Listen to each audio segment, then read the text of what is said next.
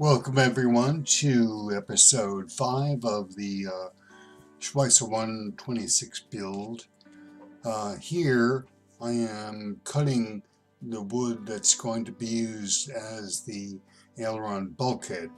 And I'm going to slot it and then put it into the ribs, or put the ribs into it, like that.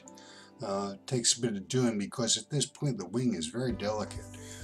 I know that as it builds up it will become stronger, but right now I got to be really careful because this is only 16th inch pulse on the ribs, and it's pretty tricky to keep this stuff whole. Here is the piece now taken away from the wing, and I have to taper it because the wing tapers. So I did that and fitted it, and everything went pretty good. And here I have the aileron itself now into its proper space. I'm going to do more work on that now, but it's coming along.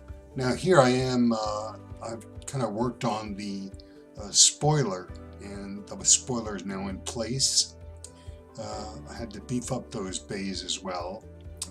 Here's the underside. No, yeah, the underside of the wing with the cap strips on, so that took some time. Here is the braces that I put in for the ailerons, for the aileron servo, which will be mounted there, and I eventually glassed that brace fixture into the internal part of the wing, so it's pretty strong and it's not going to go anywhere. Now the next shot is a set of braces put on the outside of the spoiler bay just to beef that area up. Again, 16th inch Bosch is not very strong, so I put in braces. Here is the brace that's going to seat the bottom part of the spoiler itself, so that's where it rests. Well, here's now the top sheeting in and the cap stripping is on. It's beginning to look like a wing, more or less, and a couple of things still have to do. As you can see, some cap strips on the spoiler area and the top sheeting. And now that's done. All the sheeting is finished. All the cap strips are in place, and as I said, the wing is becoming now stronger and stronger. Here is the aileron final fit.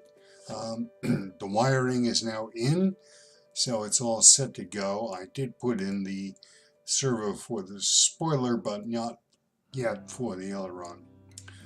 Again, here's all the wiring. This is the bottom shot of the wing with all the cap strips in place. And here is an underside shot of the spoiler. You can see there's a KST servo in place. The wiring's in place, and if you look to the left, you will see a spring mechanism, and that is a torsion spring which is going to keep the spoiler down unless the servo is pushing it up. Again, the underside wiring out to the aileron servo area. Here is the wing looking down the trailing edge. Looks quite good to me. It's dead straight, and I'm very happy with the way it turned out. It's flat, it's straight, and that's what you want. Now we get to an interesting part of the build. The leaning edge is made up of 2 half-inch square pieces of balsa glued together.